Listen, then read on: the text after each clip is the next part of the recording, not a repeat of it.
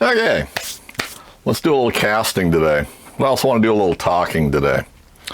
So here's our pattern for our wheelhead bracket. This is what we got. It's still, I just got paint on it this morning, so we're actually still a little tacky, but we know I'm sometimes a little impatient. So we're going to go ahead and get started on this, but we're going to cast it up. We'll just ram it with an odd side and then cope it down as much as we need to when it's all said and done. But anyway, we'll get to that here in a minute. I wanted to talk about a few things here at the bench, and I've already got a couple other molds rammed up that we're going to try, and a few things we're going to do. But I got a comment the other day, and it got held for review, and it didn't make it on through because there was a link in there. And someone was saying that maybe I would be better served by using an offset pouring basin. So I thought I'd address that, and just the differences in the way we cast and the different way that people cast and the things that they do. Normally when I reference something, I reference against old Foundryman stuff because he's taught me a whole lot of stuff with his videos. Haven't seen anything for a little while. I hope he's doing well, but nonetheless, he's an inspiration for a whole lot of people. He's done it professionally, and he's very good at what he does. But that does not always translate into what we do in our little home shop foundries type of thing. So there's several things that he does that he highly recommends, and he actually even chastises people for a few of them, which is fine. You know, I chastise a lot of people for a lot of things, but a lot of the things that he does and he recommends are very good professional things and adapt very well for the way that he casts things and the type of things that he casts. That doesn't always relate to the home foundries, and it doesn't relate to a lot of the things that I do. Now, he's been playing with offset pouring basins, and we've used offset pouring basins in our little home foundries, all of us, when we first started out, and I've done them for years. So I've gotten away from them for a variety of reasons, and it's mainly the way I cast.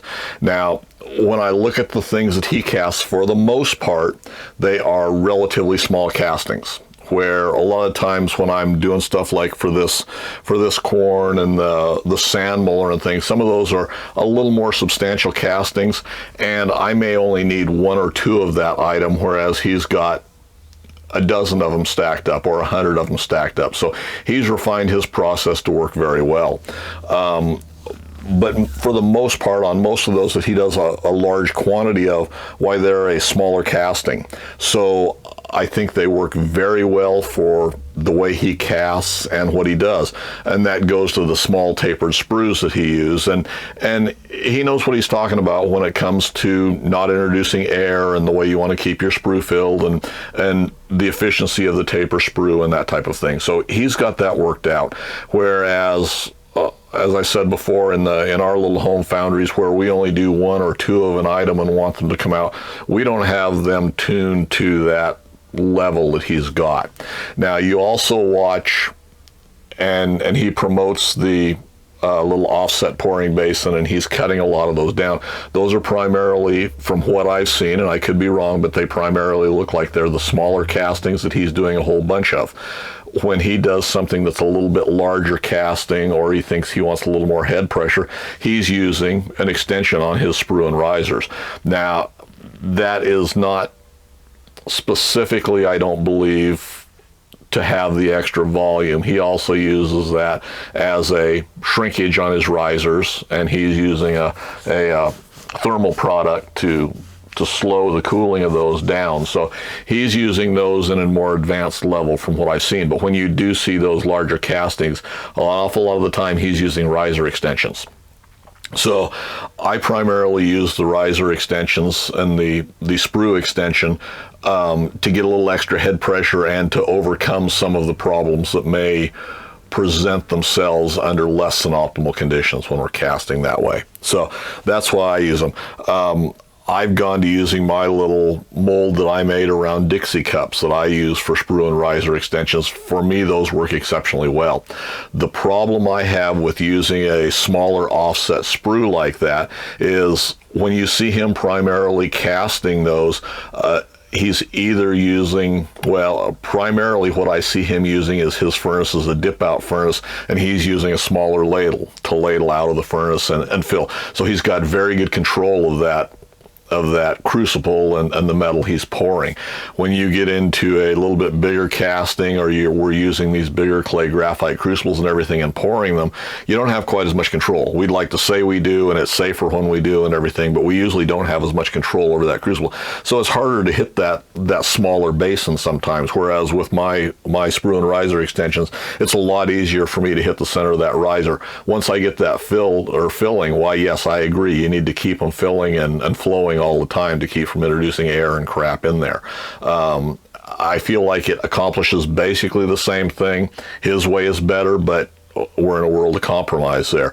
When you see him pouring a little bit bigger castings, usually when he's pouring with a crucible, a good portion of the time, why, he's on a two-person shank, and he's got someone else holding the other end of it while he's controlling the positioning and the pour. So he's got a lot more control than we may have working by ourselves in a little shop. So those are kind of the reasons for it. Offset sprues, I think they work great. You know, if you've got the control, can feed them right, and are used to using them that way. So I think they work very well. That's the way I started out. I still use them to some extent, but it's not the answer for everyone. You know, for me, I've done better going to my little risers, you know, which are my Dixie Cup rammed risers, and they work exceptionally well for me. If we want to look at other style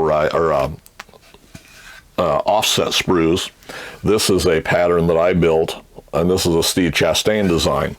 And I still need to sand this a little bit. I've never cast with this, and it's because I'm not sure I'm really impressed with it. Now, when you look at it, the design's good. It may not be as optimal as the smaller offset basins that are being used, but when you ram them up, and this is a rough one, this is the first one I've ever actually rammed out of this. Let's see if I can get it up here to the camera. And that's the way it looks right there. So you pour into the upper portion, into this portion up here, and right down to fill. So same principle. It's not as refined, but that's what they look like. And I've got this one rammed. I may try and use it today just to see what results I get. Now the downside to it, as I see it, is it's big and clunky. It may work quite well, but it also is going to take quite a bit more aluminum to fill. Well, you know, when I'm running a limited amount of aluminum in a crucible, and right now I've got 2 molds rammed. I'm going to do at least one more and possibly a 4th one today. So that's, if I do that and try and do that in one pour, why, this sprue is not going to fill. I'm going to short some casting along the way because I'm not going to have enough aluminum to run those. So I'm going to set this one aside. Maybe I'll use it, maybe I won't, but that's the gist of that. So I'm going to go ahead and ram up my little wheelhead bracket, and we'll see how it comes out. Like I say, it's just painted, so it's actually a little bit soft yet. It wouldn't hurt to cure it the rest of the day, but I'm not that patient. So I'm going to go ahead. I'll put all kinds of parting compound on it just to kind of dry it out a little bit more, and you know, hopefully we won't mess it up by doing that.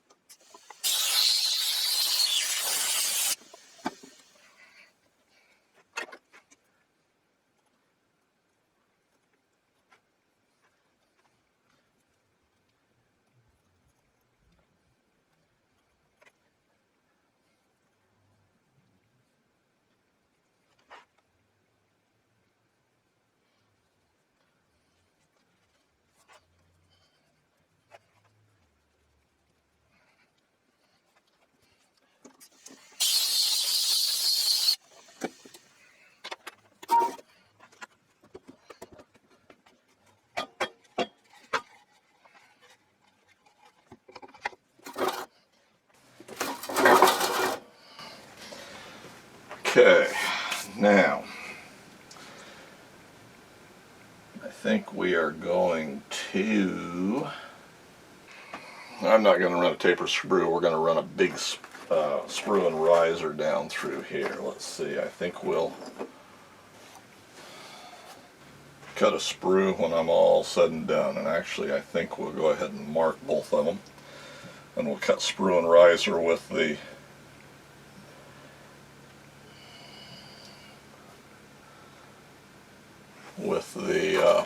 taper sprues that I've got. So let me mark how I want to gate this.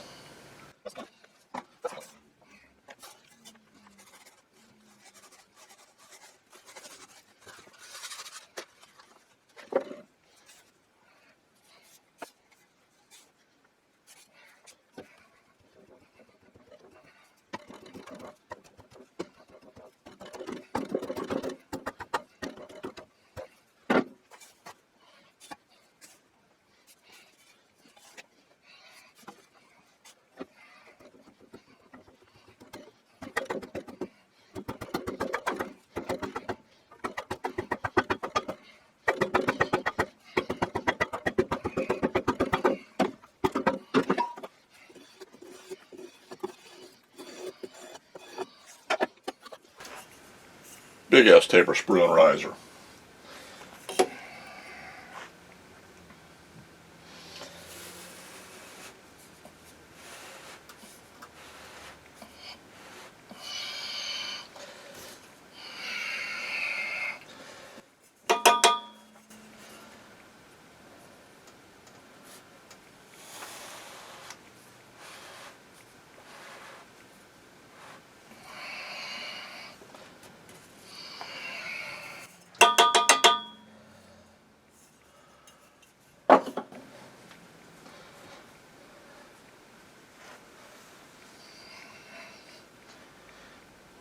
Now I do think I'm going to vent the crap out of this.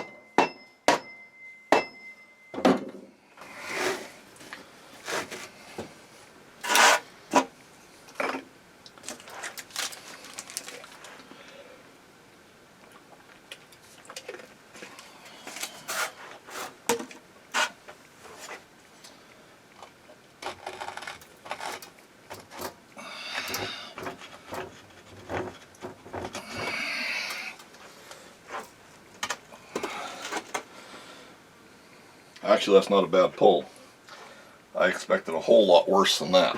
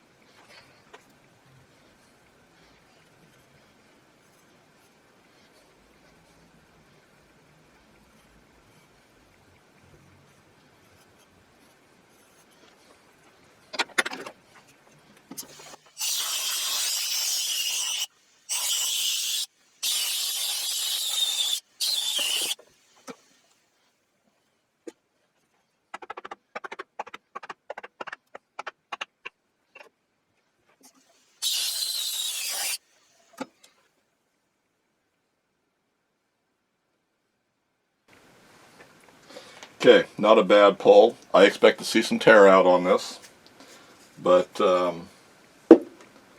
we're going to run with it and see what we end up with.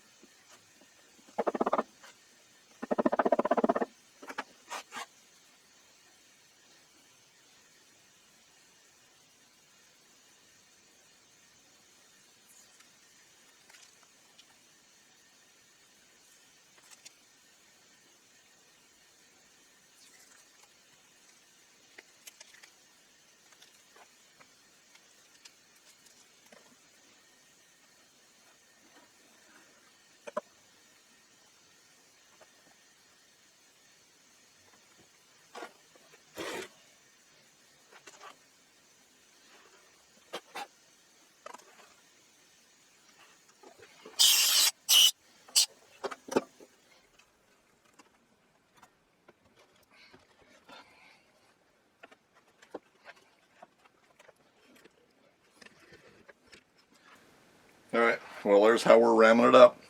I'm going to go ahead and fire up the furnace and we'll see if we can't get these poured, and we'll come back and take a look at them when they're done. Well, we poured 3 castings, and the first one I had a blowout on. It blew out the whole back end. It was one of my older flasks, and it was one of the patterns that I wanted for a Atlas shaper door.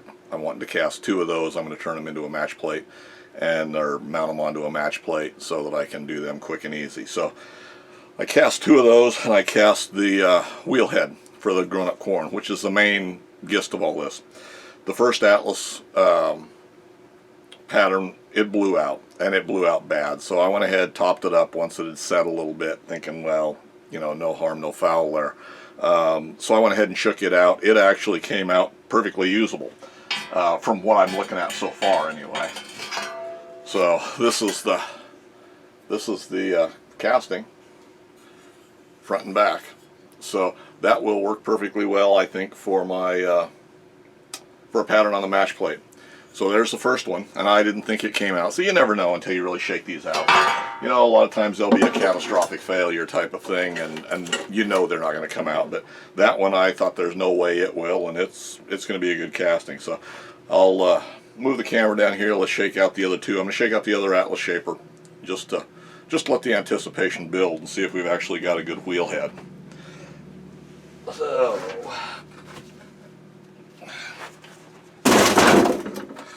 move this over here.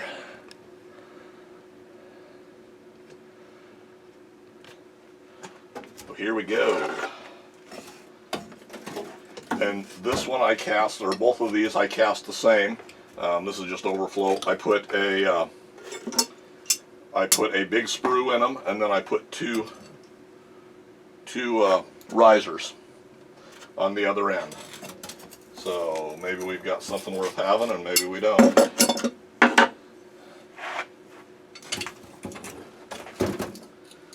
that one looks like it might be a good one too. Let me shake out this box.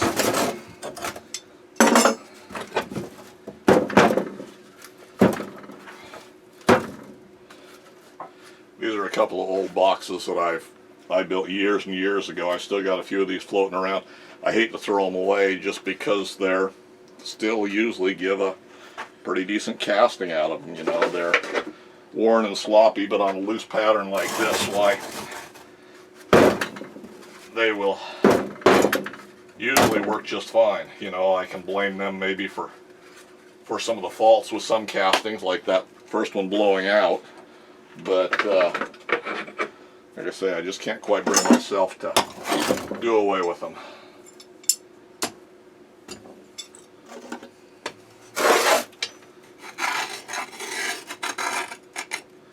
Got a little fallout here, which I saw in the mold when I rammed it up.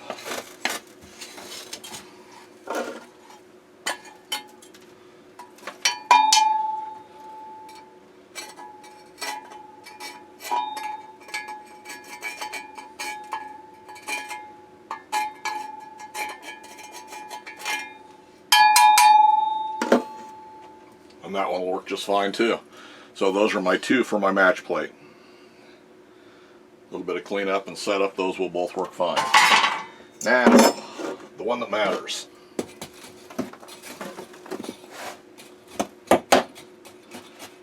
They all matter, it's just at what point in time they matter the most.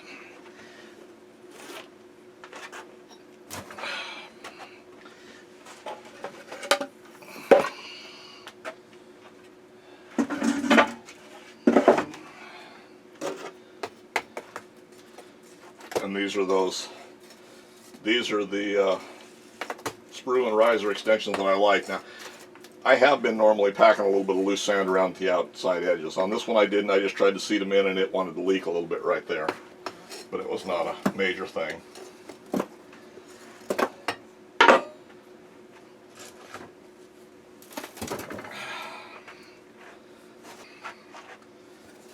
So,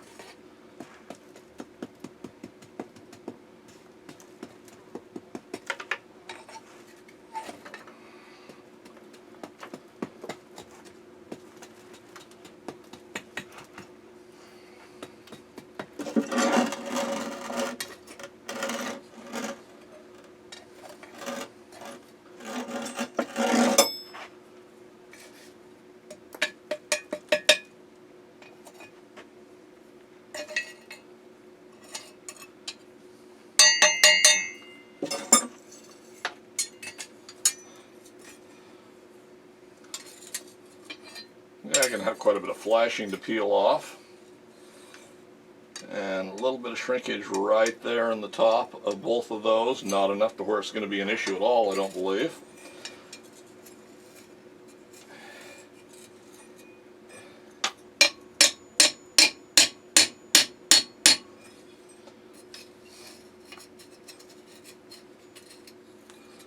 Okay, all in all that looks pretty good. Let me go and cool it off. I'll have to cut the ends off. These core supports are a little bit bigger than the core that I put in there, which I knew it was, so I'm going to have to cut those off to get the rest of the core out. And let me go and cool this off, trim it back, and let's see what we got. Alright, well, we spent a little bit of time working on this one casting. There's our original wheelhead. There's our replacement, or there's our casting. So still got a little bit of work to do to it. Got to bore down through it. It'll get bored out a whole lot bigger than that. Do have a little bit of a shrinkage, although I don't believe it's shrinkage, up inside the bore on the top on the upside. What I believe it probably is, and I had it on the wheelhead bracket, on the mounting bracket, before. What I believe it is using a green sand core. There's still enough moisture in it that it's gassing off right there, and there's no place for it to go. So that's why we're getting that bubble up inside. You know, a baked core would take care of that, although it's more of a hassle. Or a shell core would work real well there too. You know, anything like that. But for a one-off thing, this is going to be a perfectly good casting. This is going to work just fine for me.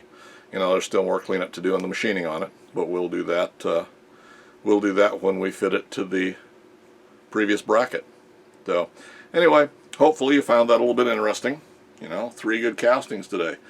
And last couple of times I've had failed castings. You know, 2 out of 3 I think on both of the last 2 times I've cast. Now, I thought I had 1 bad one here, and I didn't. I got 3 good ones. So you never know until you shake them out. You know, I did change the way that I poured the Atlas Shaper castings. I'm not sure if these are cool enough now. I can't handle them. Used a big sprue. Used a big riser. Well, not a great big riser, but I used a great big sprue in both of them to feed them, and that took care of most of my problems, you know. And there again, a offset pouring basin, yeah, it's a good thing if you can do it. These, I ran my standard little riser extensions that I've been building, and as long as you start pouring and you keep them full, why, you don't have any trouble with air getting into them and things like that. Yes, you can get turbulence down in the bottom of your castings and stuff like that. On these 2 shaper doors, they're both thin enough that any turbulence you get is going to be in the initial square block that is pouring down into, and I'm using that as a core area. So I'm going to have a core in there. So any shrinkage I get in that area itself for these particular castings make no difference whatsoever, and I didn't get any shrinkage in them. So they came out real well. I think once you get on out into the thinner castings, there's not really enough room for it to be too turbulent. You're either going to fill it or you're not going to fill it. So, and I got good fills on both of them. So anyway, hopefully you found this a little bit interesting. If you haven't hit the subscribe button, I'd appreciate it. Keep this channel growing. And comments or suggestions, put them in the comments section for me below. And as always, thanks for taking the time to watch.